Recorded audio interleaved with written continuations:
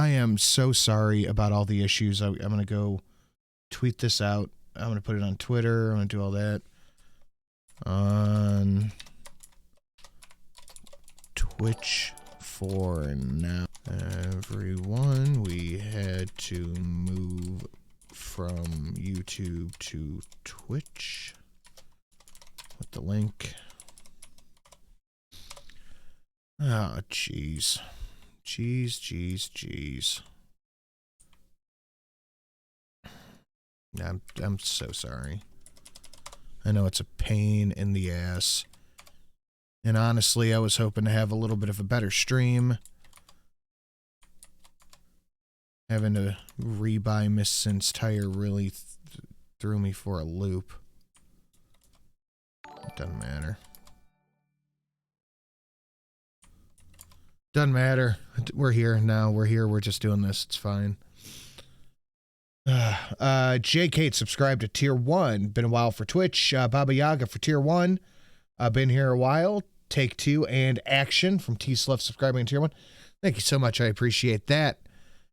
Let's get back into the video. We have a hype train going. Nicely done. Hopefully this works at least. Nice.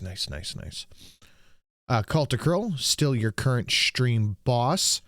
Easily within striking range.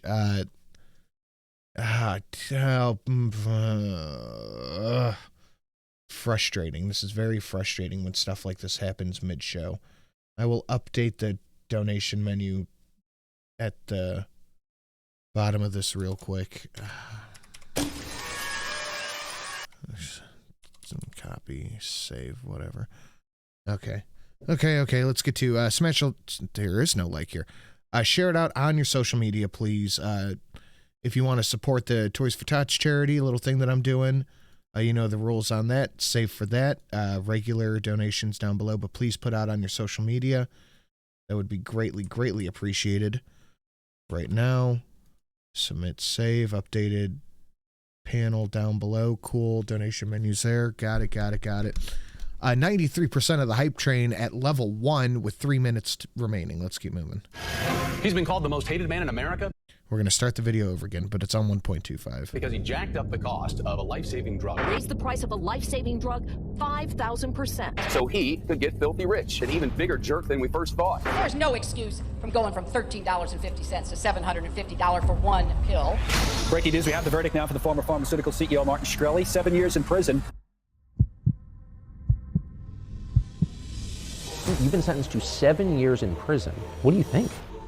Darla for 500 bits, pushing us up into level 2 of the hype train. Hillary Clinton, you gave her the finger. Like, you didn't expect to get arrested when you did that? What do you think the public missed about your story? I think virtually everything. To this day, I never Slim for 25. I'm not going to bow down to the government. You get taught in school. You're free to do and say as you wish, and the government can't. Let's skip over the intro. Decided to use you as a prop for corporate greed. And so our viewers who've forgotten you or can't recall why they hate you so much might have their memories jogged by the following montage of what it looks like when you're the most unpopular man in the world. Here it is. The so-called most hated man in America is an even bigger jerk than we first thought. That's what Martin Shkreli's critics are saying about these new secret memos that show he bragged about jacking pill prices for the sick so he could get filthy rich. Whether he's committing securities fraud or trolling people on the internet, Shkreli doesn't think he has to answer to anybody. The 32-year-old former hedge fund manager became an internet pariah. Oh, and I forgot to mention, I doubt it's going to happen, but I forgot to mention I do have a new Pinky Salmon song, just in case anybody wants to hit that stack. Play. Hello? Computer. Headlined as the most hated man in America. The most hated man in America. Most hated man in America. The most hated man in America. The face of evil pharma, Martin Shkreli. So overpaid news anchors thought you made too much money. You feel like, and I've never defended pharma in my life, and I'm not going to now, but I feel like maybe there were facts omitted from that summation of your case. We are at 23% of that level 2 hype train with 3 minutes remaining. It's definitely a few facts. So summarize. So for people who remember hating you because you raised the price of this anti-parasitic drug by 5,000% or something, what do you think the public missed about your story? I think virtually everything. You know, and when the media can find a way to tell a story that sounds great and sells clicks. For example, Bloomberg's #1 story of 2015. I happen to date the reporter that covered me. which was its own fiasco. Wait, you dated the reporter I who did. covered you? She ended up as a woman named Christy Smythe. She's a wonderful lady. She was the court reporter for Bloomberg, senior reporter in the business for a long time. And Bloomberg consistently sort of tried to lean on her to not report kind of evenly. And it was the #1 clicked news article for Bloomberg that whole year. And You being bad. yes. And So that was your time in the barrel. Everyone in public life, experiences that. You really did at maximum velocity. What was that like? I think it was like surreal. I mean, I was defiant because I couldn't imagine this was happening. I thought it was all a joke. Could like when is everybody going to come out and say, "Oh, just kidding"? And of course that wasn't the case. So every time I doubled down, Nice Halloween costumes I never were at the gun show. What are you talking about, Slim? the opposition, if you will, sort of doubled down as well. Yeah. And it got to this brinksmanship almost of like me telling politicians like Hillary and so forth, like, you can't do anything about this. It's a sovereign right of a business. It's not sovereign, but it's very like cherished right of a business to be able to choose its price for its product. And If my math is correct, I think the new 2525 will take out cult. And this idea that you could interfere with that right is so anti-American, so against everything I learned in school and in business that it was like just surreal that somebody thought they what had the Shelley power posted over the on company. Twitter. Imagine her Okay. trying to tell Tim Cook, hey, your iPhone's too expensive. You got to lower the price 200%. What does an iPhone cost? It's like $1,000. And everyone kind of has to have one. Yeah. Does anyone complain about that? Nope. Why do you think, I do think there's a lot of, fair or not, I think you think it's unfair. I probably have the other position, but there is a lot of like resentment toward pharma. Do you think Yeah. that was part of it? Oh, absolutely. It's the most hated industry of all the industries. And I As it should be. I think that is 100% accurate and acceptable. remember challenging, they kind of brought me up in CBS to be an expert speaker on a panel about drug prices. This is when EpiPen, this is Joe Manchin's daughter, Yeah. raised the price of EpiPen for the same reasons, and I feel totally legitimate reasons. And everyone was aghast, that people can't afford EpiPens now. They're really important medicine, and everyone's screwed. And I asked the CBS people, I said, hey, do you know what the net margin of CBS is? No clue. So do you know what the net margin of Mylan is, the Joe Manchin's daughter's company? CBS makes twice as much profit as Mylan. So you have a company that makes a life-saving medicine, EpiPen. Finally here, Carol Soldier. Damn, been a dog in since I came to Tucker Tuesday. Well, welcome back. These people are about to fumble a level 2 hype train. It's it's always entertaining. Which literally could be the difference between life or death. And then you have a company that makes reality TV shows and sensationalized garbage, news. lies, yeah. And one of them, which one deserves profit? I think capitalism is a function that sort of assigns profit to the deserved. And in this case, this pharma company, Mylan, makes like 1 out of every 10 medicines in the world, and they kind of deserve the right to stay in business and keep doing that. Whereas, how I feel about CBS. Yeah, and for good reason. So you're running this company, you get attacked in public, you become a prop in the Hillary Clinton campaign. The media, as always, on cue, aligns their coverage with her propaganda priorities. They're sort of a seamless unit, the Hillary campaign, CBS What up, Luna? News, NBC.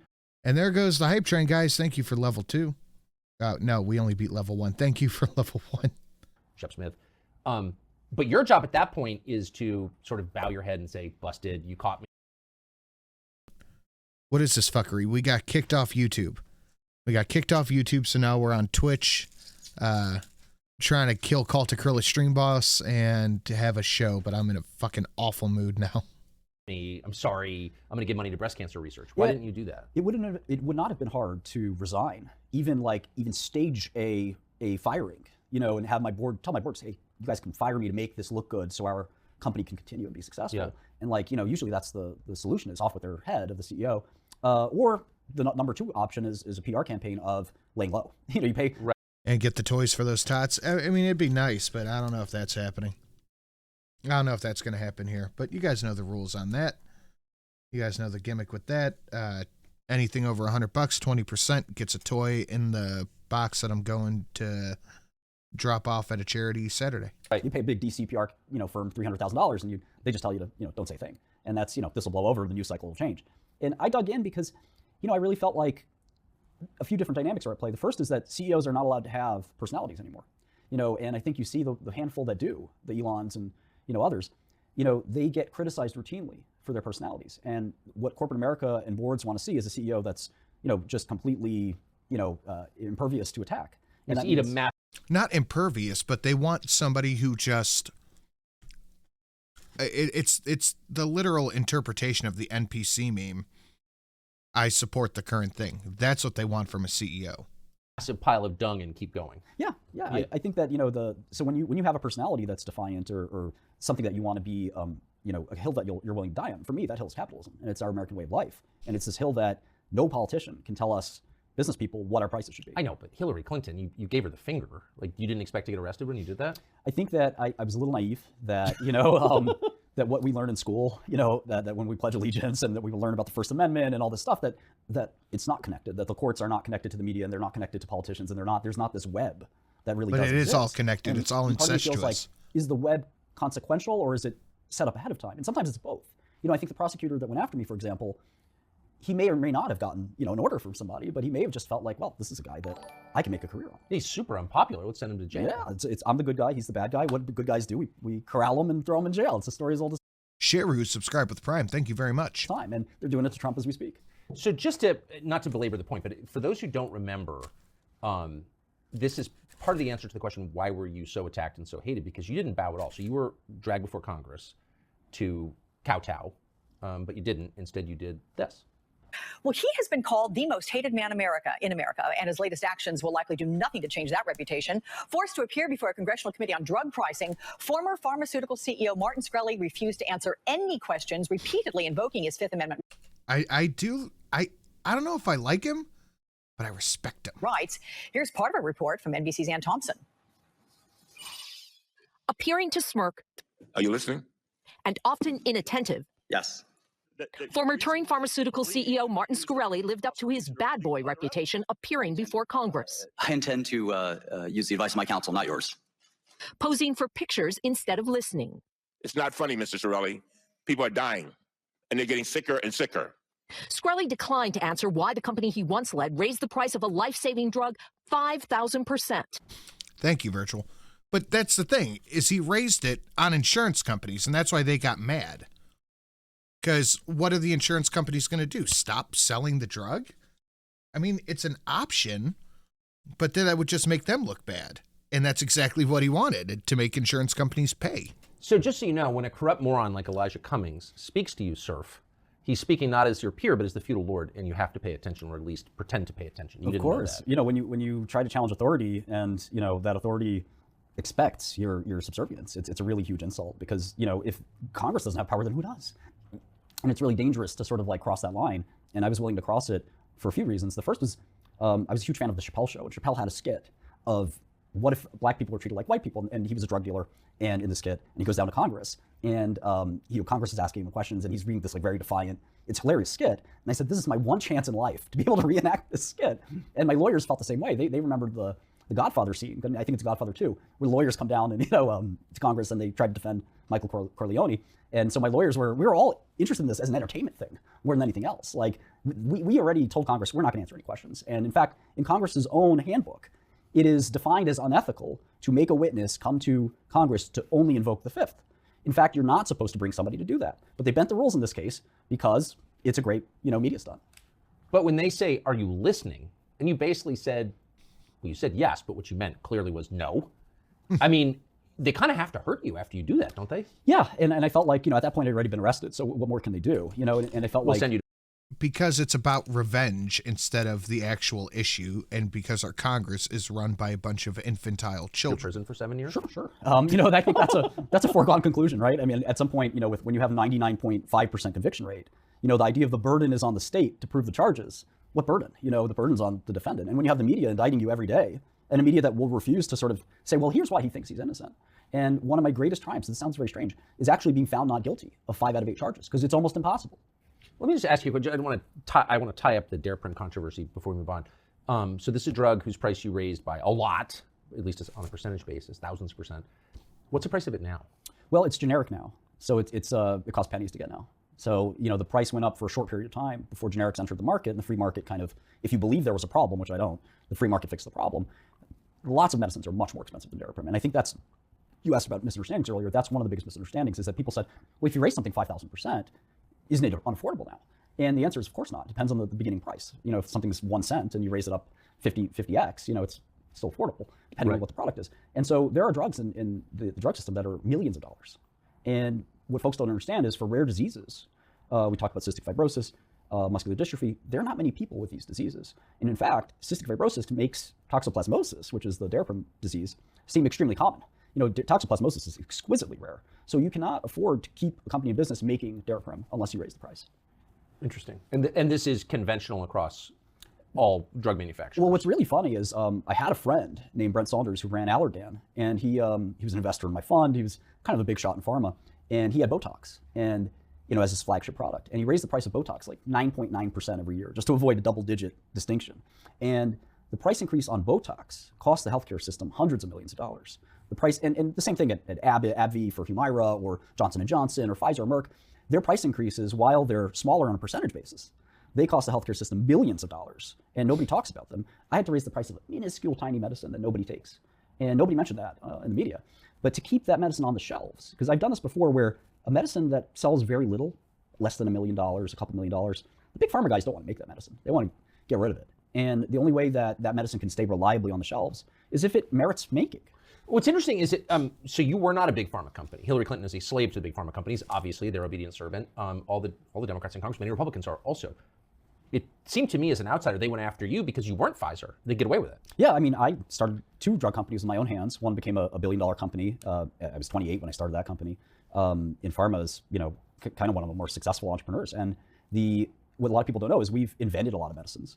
We got a drug FDA approved, which is through the gauntlet from phase 1 all the way to phase 3. The issue they had with him is that he was an outsider and he wasn't supposed to be good at what he does. That's why they don't fucking like him. Very hard to do. We were one of the first companies to pursue intranasal ketamine for suicidality and depression. We made about 20, 30 different drug projects. In fact, Daraprim was one of the least significant things we ever did. And it became this like really big magnifying glass on quote unquote corporate greed. To this day, I never made $1 from Daraprim. Really? No.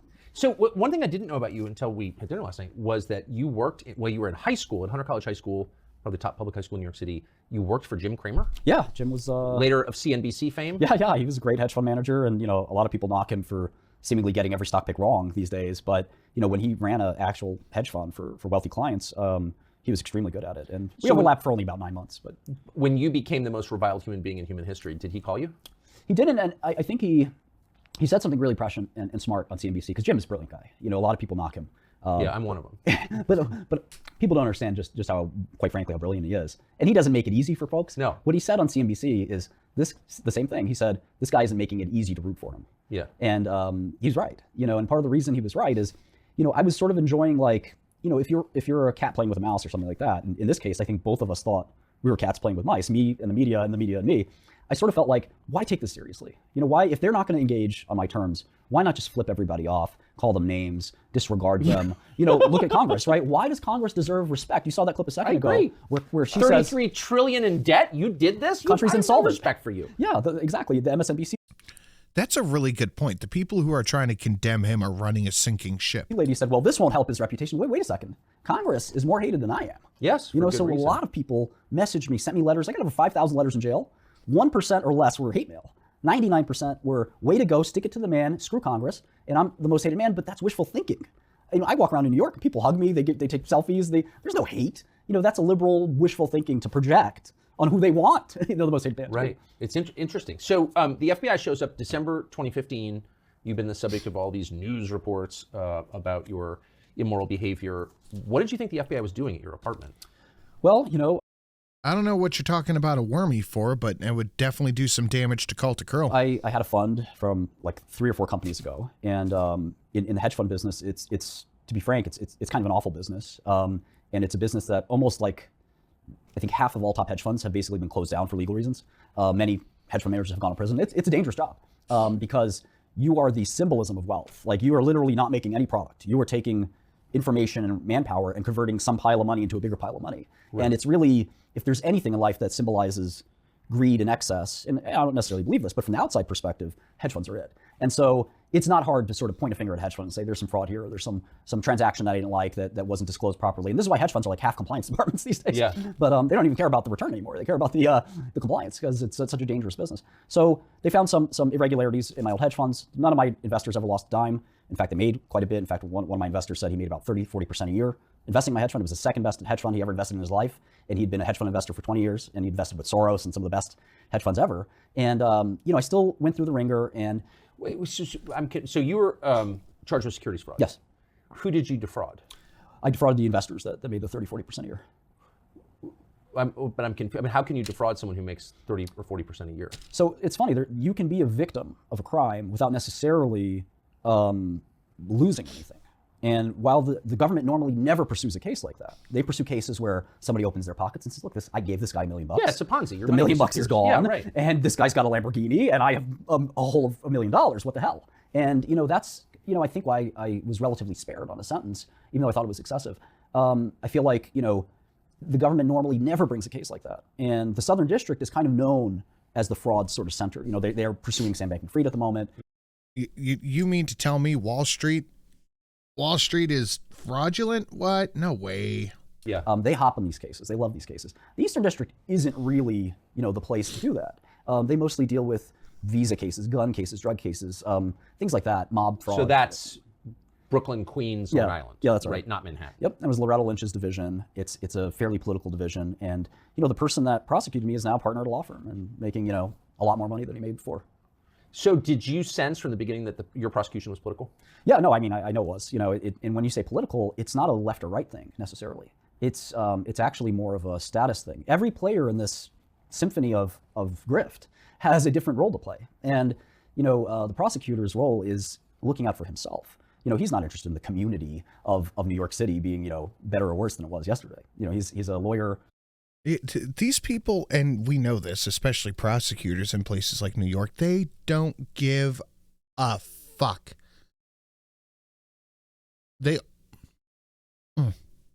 Excuse me, sorry. They don't give a fuck. They almost actively want these communities to be worse because they just refuse to do anything, I guess. From a top law school, he's trying to make millions of dollars. And prosecuting Martin Shkreli is a great way to do that. If it happens to make his bosses happy, great. But politics has nothing to do with his decision. His decision is about how do I make more money. So someone sees you on TV and you're at the middle of the 15-minute hate ritual and they're like, let's look into that guy's hedge funds. Yeah, and I think that's par for the course. I think that if you are a bad guy in the newspaper, that for whatever reason, AGs or the Department of Justice says, the people want to see this guy go down, and we've got a whole big book of laws that we can apply. He's got to violate one of these things. But bottom line, just to be totally clear on this, I guess we could look it up if we wanted. Nobody lost money in this fraud that you committed. Correct. Highly unusual. Never heard of a fraud like that. It happens very, very rarely, like 1 out of 1,000 or 1 out of 5,000. And look, truth be told, I understand it. If I said, Tucker, give me $1 million, I'm going to invest it because I'm a biotech genius, and I went out to the casino, and I said, let me throw it all in red and see what happens. And if I lost it all and I went back to you and said, Tucker, sorry, we lost our biotech investments didn't work, it's still fraud. But if I doubled the money and gave it back to you and said, my biotech investments are great, it's still fraud. And I think it's wrong. But in my case, I did what I was, what I told people I would do. And, there was not anything there that, the whole hedge fund community who has looked into this thinks this thing stinks to high heaven. And what did you think you were going to get? I thought I'd get a light sentence because there was no damages. And damages are the centerpiece of how you get sentenced. There's actually a rule book. And it's a point system. It's kind of absurd. You get 7 points off the bat for conviction. But 7 points is almost no time in prison, which is great. So it's all right, I'll give you the 7 points. But then on a sliding scale, there's a dollar amount that gives you more and more points. So Sam Bankman, for example, his fraud amount is $10 billion. They don't have a section for that. It's like, off the charts. Mine was, something like 7 or 8 million. And there is a section for that. And it gets you to about 40 years in prison. And 40 years? Sure. And my calculation was 300 months or something like that plus. And the judges pared that down to sort of say, okay, that's probably not what he deserves, but they would have been well within their right to do so. And I'm very lucky that. But you think the prosecutor would have put you away for 40 years? Sure. They asked for at least 12, and they would have been just as happy. What do they care? Because it's a man's life? I don't know. I think they should have, there's a term that they use called prosecutorial discretion. And they said the weight of the government is so heavy, and that burden of proof that we learn in school that, it's the government's burden. It's not a burden. It's a very easy thing to prosecute somebody. It's an assumption anymore. Conviction.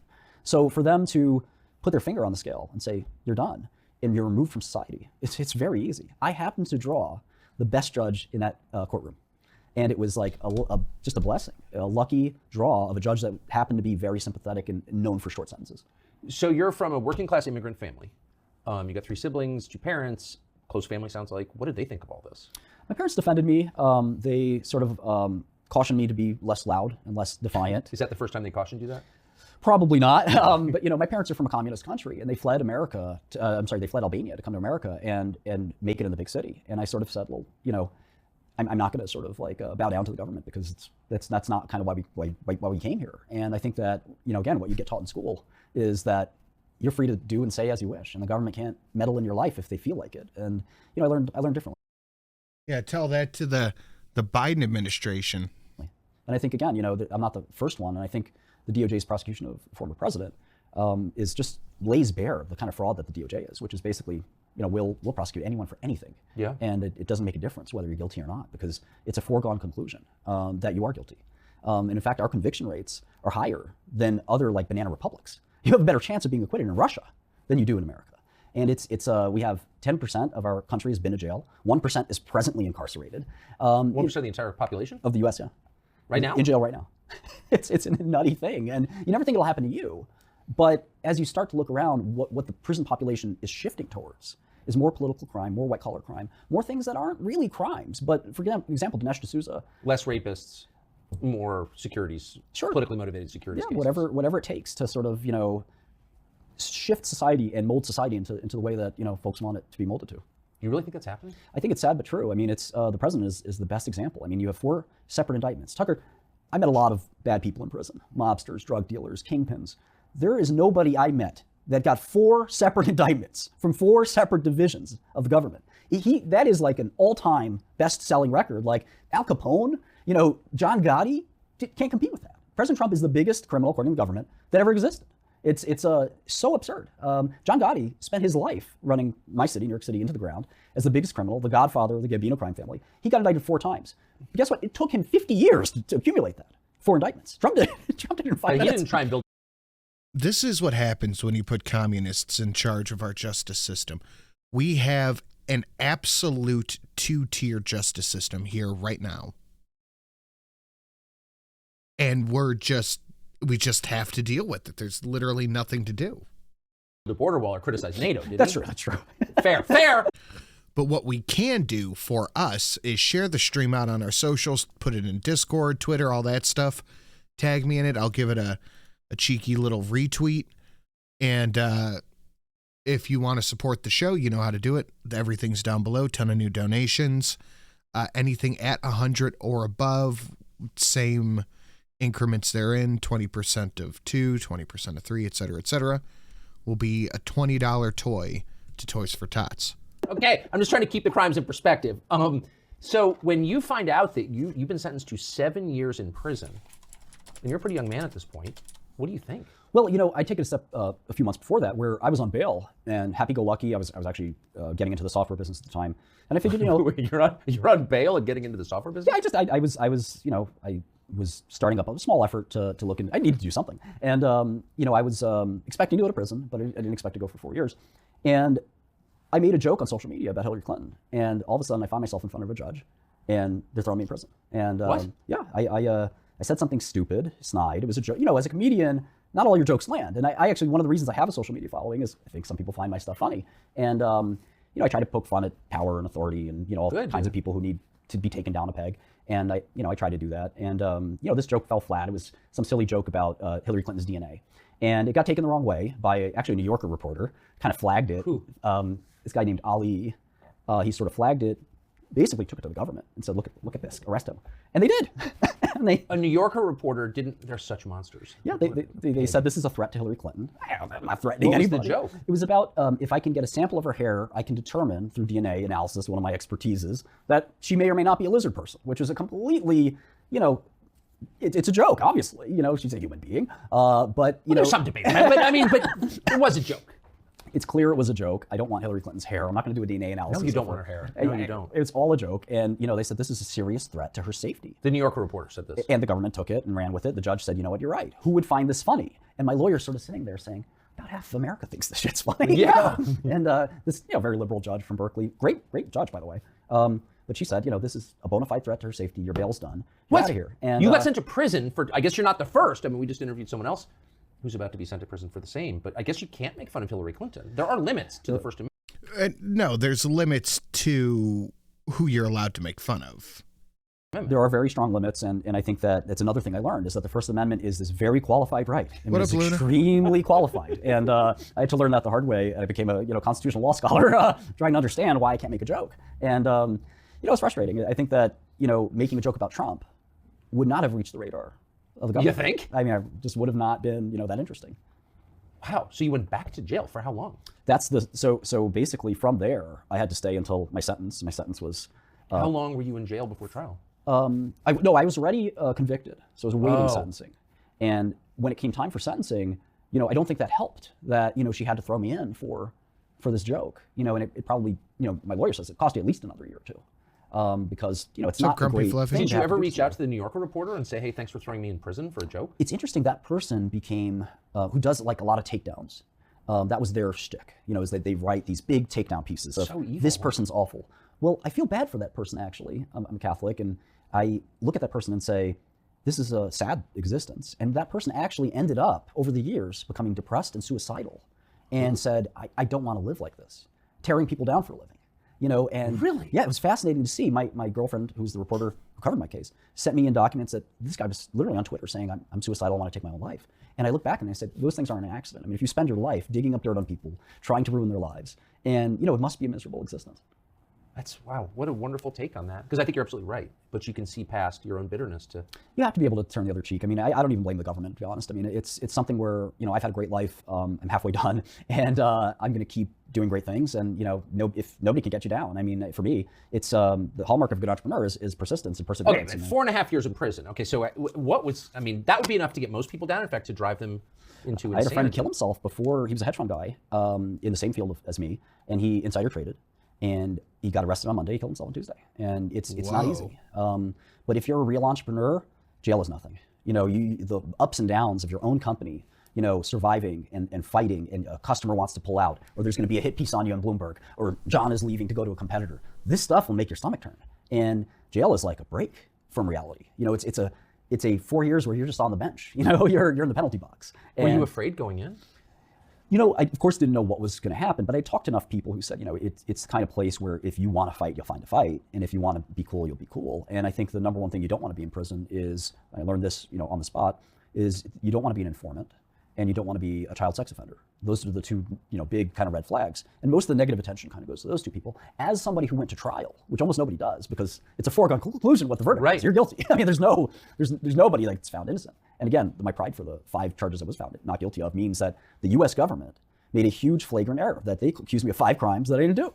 And a jury of my peers determined that was true. And that I take a huge amount of pride in that. But anyway, jail is not nearly as a violent place as you might imagine. People just want to go home. It's warehouses of human beings that, by far and large, probably have gotten over-sentenced for what they've done. I'm not saying... That doesn't take much to believe that jail is full of people over-sentenced. That prison shouldn't exist. It should. It's necessary. But, it's fairly inhumane, in my opinion. And the idea that all these white-collar folks should get 20 years or 30 years or 40 years, I think it's wrong. I did it with a smile on my face. But it's not something that I think is really great or fair for a lot of folks. Yeah, Sanut's on Twitch right now. I am going to try to do more Twitch stuff, honestly, going forward. The whole time you had a smile on your face? Oh, there were, not every second was great. But it was...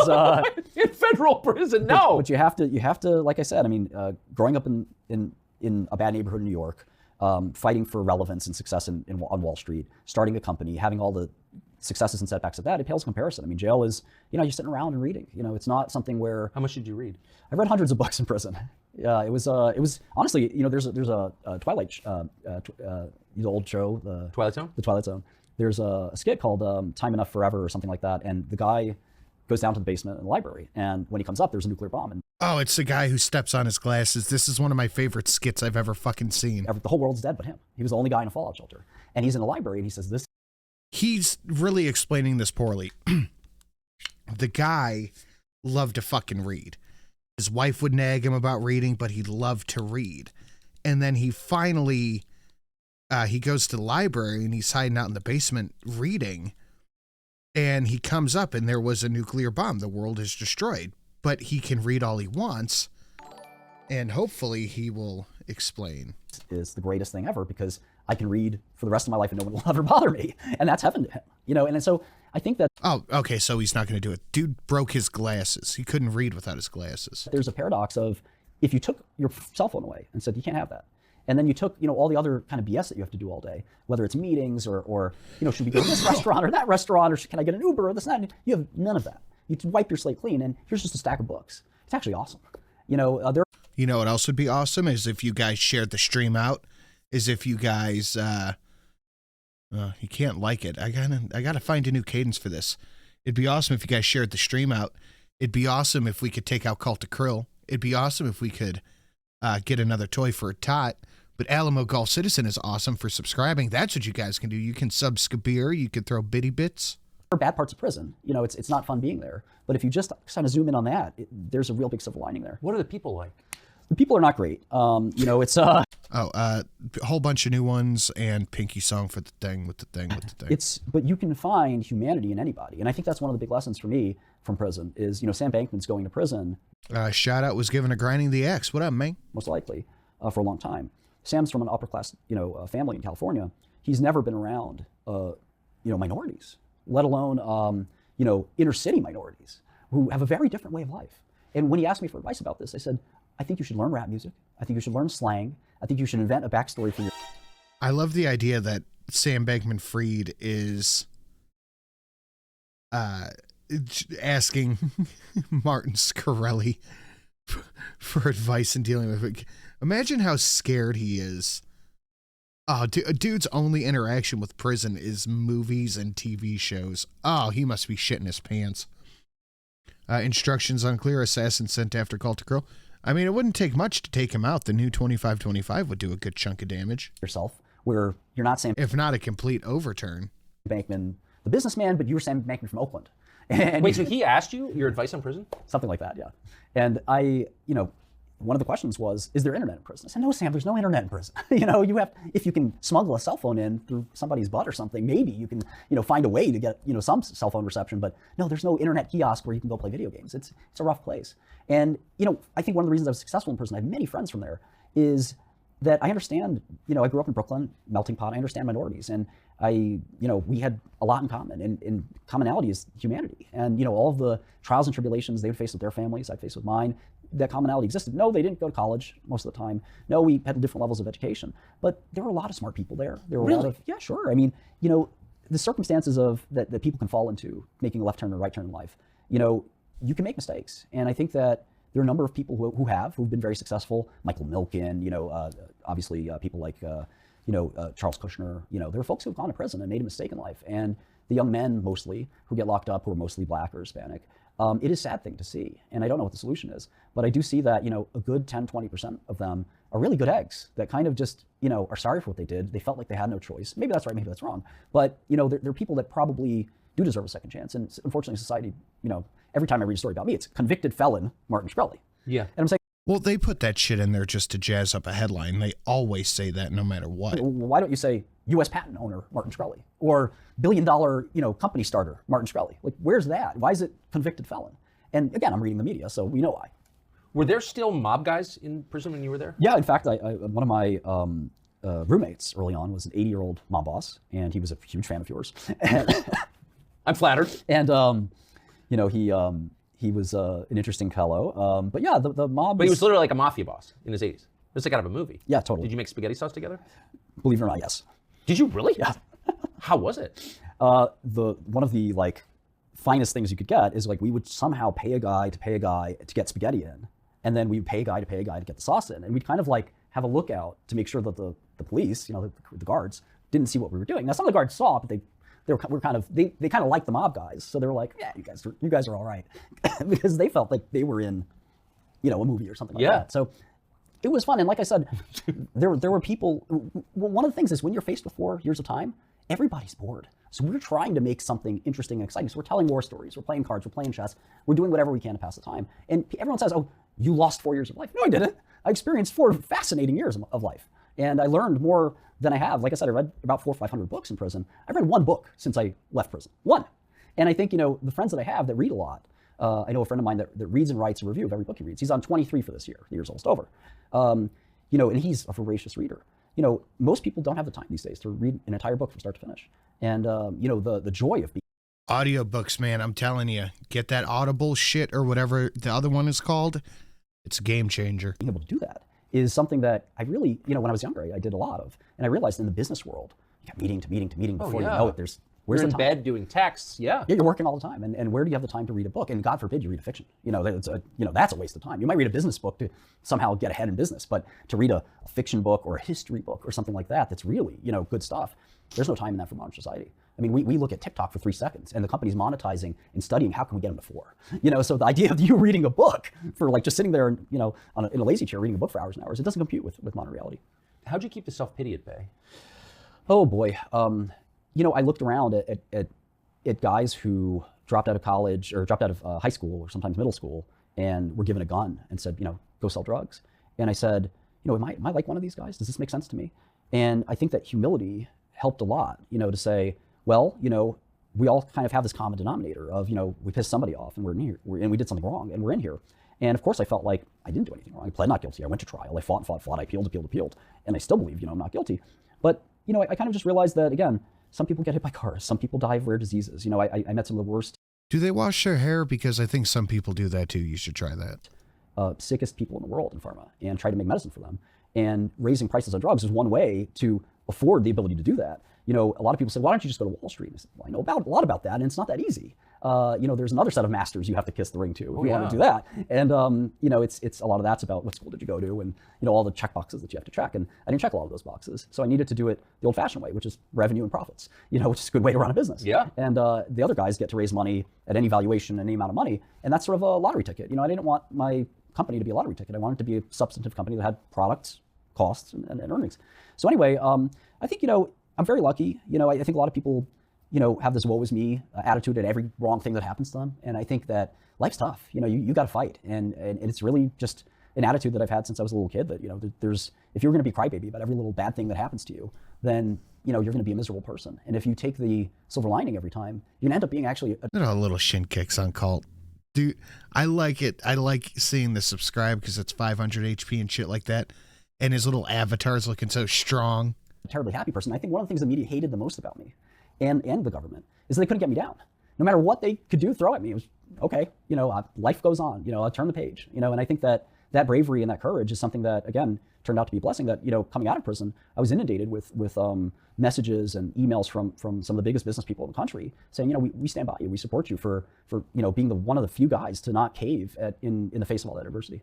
Amazing. What's it like getting out of prison? It's not just one day you get dropped off at the bus terminal, correct? Yeah, it's a little surreal. It's hard to explain. It's like this continuum of incarceration. It doesn't end.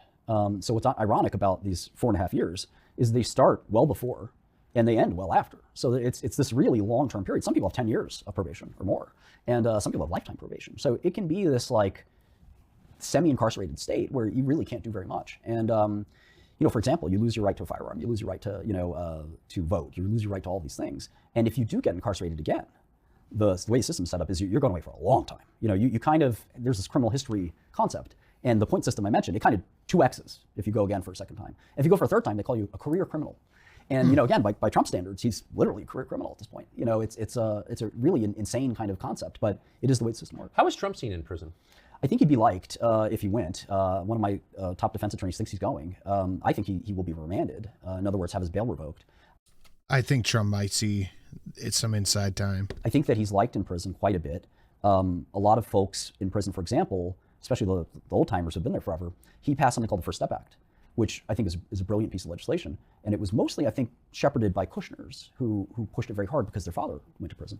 And what the First Step Act does is it basically lets you lessen your sentence if you go through this rehabilitative process. And I did some of those programs, and I have to say that they actually are useful.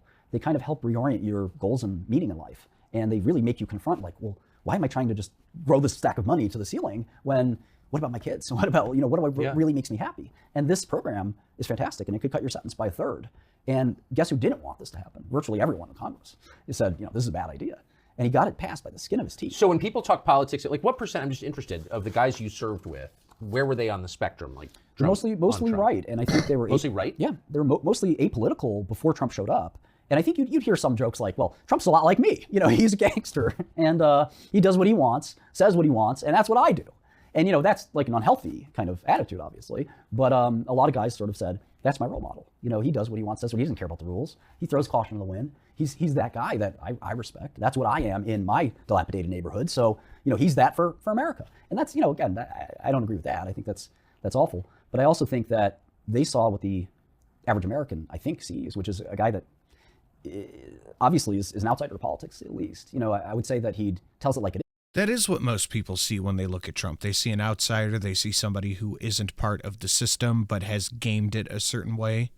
I think that's fair. It is, but we know that he doesn't always tell it like it is. Yeah. He does lie sometimes. But I think that he's, you know, more or less loved in prison because of that mix of, like, he's got this, like, almost criminality to him where he flouts the law. And according to the DOJ, he's flouted the law. But to a lot of people, they interpret that as, that's not criminality. That's just a guy that has conviction, that does what he wants, and kind of lets the aftermath kind of. He's brave. Yeah. And I think that's what is appreciated, that he's also not a double talker that kind of will spin you. You know, he wears his incoherence on his sleeve. Yeah. You know, that he's just sort of like, you know, direct, and, you know, he'll fib and he'll do things like that, but you kind of know what you're going to get from him. He's kind of consistent. And I think that people like that. Obama, remember, a good chunk of the prison population is black, somewhere between a third and a half. When asked guys about this, they said, Obama didn't do anything for us. You know, this is supposed to be our black president. That's fair. You know, we're overrepresented in this community. Oh shit, I forgot I got an iPod here too. Nice. They got nothing in common with Obama. No. So you mentioned you talked to Sam Bankman-Fried about prison. Can you, I don't want to let that go. Let's back up. How do you know Sam Bankman-Fried? You know, he's a young entrepreneur who romanced the Clintons, romanced the world. He was friends with Bill Clinton, Hillary Clinton. He was a big donor to Democrats. And he was also a guy at a very young age who had a very big company. And I know what that's like. And he had a much bigger company, 10 times bigger than mine, but not 1,000 times bigger. You know, we're in the same universe. And, you know, he was just kicking butt. You know, he was on the cover of Forbes, and it was all a lie. And he actually didn't succeed at all, which is ironic. But he represented this group called Effective Altruism, which is sort of took Silicon Valley by storm. And me and a few other people created a counter group called Effective Accelerationism, where we kind of said, we're the diametrical opposite of you guys, and you guys are going to ruin our country if you keep sort of talking about what you're talking about. And EA, Effective Altruism, has basically died with Sam. You know, he was laid bare as a fraud, and I think that whole movement has been laid bare as a fraud. But Sam is protected. He has the media on his side. The media, if they refer to him negatively, they will refer to him as prolific Republican donor, Sam Bankman-Fried. He has the media on his side by and large. So his thing is not going to be nearly as bad. It's going to be very quiet, whatever they do with him. No question. And it doesn't entail actually helping anyone around you. No. And you don't have to tip at dinner or pay your housekeeper a bonus, right? What's really funny about Effective Altruism is that it's a movement for people who can afford to be altruistic. You know, it's only, it only counts if you're a billionaire. The most selfish people in the world seem to love it, I have noticed. Yeah. But you know him because you disagreed on that? No, you know, I started to, you know, get to know him when his company was succeeding, and then I really started to get to know him when he got in trouble. And, you know, I think that, you know, it's just a sort of sorry situation. I kind of went through it too, where you just can't believe that this has happened to you, and you're in denial that they're going to win. You know, there's nothing you can do about it. And this is a guy who's gone to every math competition, every MIT, you know, thing, and he's been told he's special his whole life. And he's in this spider's web of the DOJ indictment where it doesn't matter how smart you are. You cannot think your way out of this. You're going to jail. And, you know, the one or two cases where trust in the media is also at an all-time low. Well, I know that. You know that. But politicians don't care. That's what's being said. It's what the fact checkers are fact checking. That is what happens when you post something on Twitter, it gets fact checked, then they just run with the fact that you told a lie, even though it's technically true. You somehow were acquitted was a huge mistake for the DOJ, and they went back and studied. And then these social media companies turn around and use that as an excuse to censor you. It's a lovely little incestual circle of horse shit. How that won't happen again. You know, it's a system designed to incarcerate you. And he's been defiant. He went on a speaking tour. He went on all this stuff. They had to lock him down to his house on house arrest because he was talking too much. And they finally said, guys, we got about 10 minutes left. Please share it out. Please consider subscribing. You can subscribe free with Amazon Prime. You can throw some bits and the subs. And if you want to take out Call to Krill, or maybe even get a toy for a tot, you know how to do all that too. Enough. Well, it's not just Twitter. It's Facebook, Instagram, you know, whatever the social media things are. Tossing it in. And it's hard enough to be indicted. It's harder to fight it from inside a jail cell. It's basically impossible. But why, I always wonder this, and I've asked friends of mine who are going to prison this question. I never get a good answer. You think you're being unfairly treated? Most people being prosecuted think they're being unfairly treated. Sure. Some are. some aren't, but they all think they are. And you think you could spend the rest of your life in prison. He definitely could spend the rest. Why don't you flee? It's a funny No one question. flees. No one flees. There was a guy who fled, and he actually fled successfully, and he came back. My lawyer was his lawyer, and he came back and he said, look, the thing you were charged for isn't illegal anymore. Can my guy come back to the U.S.? And the judge said, absolutely not. If he comes back here, he's got to do another 3 or 4 years. And they made an agreement to do that. But it's hard if you're Sam Bankman with his face to sort of flee and find a place to flee. And, they tend to find... Hey, yeah, his face is too everywhere. He's got too much of a face, if that makes sense. Like, everyone knows the motherfucker. Find you. The government of the U.S. stretches to almost every other country in the world. They have agreements to send you back, extradite you. Only 3 countries don't have those agreements. So you better be ready to be Edward Snowden, in essence, if you want to sort of. Well, Luna, I'm glad you're here. Have a way to flee and survive. And it's just one of these things where, as soon as there's a warrant or something like that, they pay pretty close attention to you. Fleeing, is also kind of I think to a lot of folks a bit of a cowardly kind of way out. I think that arrogance that comes with success in life bleeds over to the system. I can beat this. I can find a way to get out of this, and there's no way out of it. And I think he's learning that the hard way right now. So just to wrap up on this, you think there is no way out of it for Sam Bankman-Fried? There's no way out of it for anyone. It's the justice system is a joke. It's a performative act. It is no different from a show trial in communist China. Find me one case where somebody's been acquitted at federal court. It is the outlier of outliers. There's thousands of these indictments every year, tens of thousands, and there's no acquittals. You might get acquitted on a charge, as I did, or many of them, but they throw enough spaghetti at Why does nobody say this? There are very few trials, as you point out. Most people just plead out. But when there is a trial, the media acts as if it's like a cliffhanger. It's really funny because, it's foregone conclusion. And I think that there's a mix of things that make these trials unfair. One of them is this putative burden on the government, which doesn't exist. So they get to go first. And if you know anything about like behavioral economics or Daniel Kahneman, if you have to sit through 5 weeks of why this guy's a bad guy, and after 5 weeks, he gets to speak his piece. It's really unfair because the anchoring principle of I just heard this guy being a bad guy. When did you stop beating your wife? Yeah. It's just they've already framed it. It's a framing problem, and it's just impossible to beat that. One of Sam's jurors was sleeping, which is the death knell. If a juror starts to go to sleep, he's made up his mind. You're going to jail, and it's so hard to beat the government at trial that it's virtually impossible. Again, you have better odds in other countries, which you wouldn't expect. So I think Sam's. I love that for us. He's in it pretty deep, and it's a lot of people think he should go to jail for life or something like that. And I think he's not maybe as culpable as some people think, but he's certainly culpable. And I think dude super knew what he was up to, didn't give a shit, just took the money. I also think he is high key very sheltered. What up, Neb? I think there's a fair sentence for him. I can't say exactly what it is, but he's going to get something. What are you going to do next? So I have a software company, and again, I just brush all this off. I think that I'm very lucky that unlike Sam, I've actually built things successfully, and I've had a track record. This is a black eye to say the least, but it's also something I can move on from. I meet with investors every day, and to the extent they don't necessarily like our company, it's not because of this. It's because of your product doesn't make sense to us or something like that. I never hear, well, we're not going to invest in a felon. I don't hear that, which is awesome. So I think again, I'm blessed to have a second chance, and I think that's the power of kind of like the way media works now. Is that if this was 20 years ago, I'd have no chance. I'd be a librarian or something at best, and I'd probably have to go from library to library. Once they itinerant librarian. Once they found out, kind. Once they found out I was who I was, they'd be, you gotta get out of here. You can't be here. So I'd maybe be pumping gas somewhere. And I think thanks to social media, you can actually speak your mind. So what I did is I started live streaming, and I said, if you think I'm a bad guy, see how I live my life. And I started teaching chemistry and finance on YouTube, and folks watched it, and they said, this guy's a bad guy. He's a normal guy. And being able to show who you are to the world is one of the small gifts of this new technological age. There's a lot of drawbacks too, but that's one of the small gifts, is that you can set the story straight, and NBC is not setting the story for you. In the old days, you'd go on TV and say, hi, Mom, because it was like this one opportunity to say, I'm on TV, isn't this amazing? And now there is no TV show you can pay me to go on, because it's irrelevant. I tried that. It's irrelevant. They typecast you however they want. You're their product. Why would I let you make advertising revenue off of me? Am I getting a cut of this?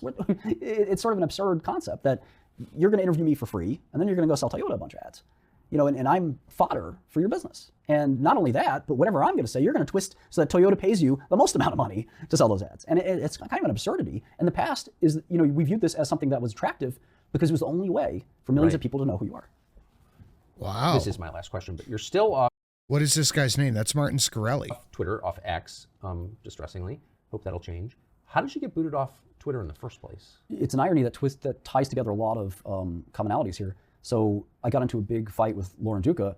I actually thought she was... What's Lauren Duca? Lauren Duca is a person who was a Teen Vogue writer. Okay. And she actually appeared on one of your shows. Okay. And she rocketed to fame because of that. Okay. And I was needling her a bit, and she was needling me. In fact, she used my name first. And I said, oh, well, what do you do? You know, well, you're just a Teen Vogue reporter. And, you know, we just kept going back and forth. And I actually kind of thought that she was sort of enjoying this, raising her profile, raising my profile. It was this kind of like thing that happens in media that wasn't so bad. And one day, you know, I guess I took it too far, and she complained, and I was banned off Twitter. What did you say? I made a Valentine of her. I took a photo of her and her husband, and I cheekily kind of photoshopped my face on his face.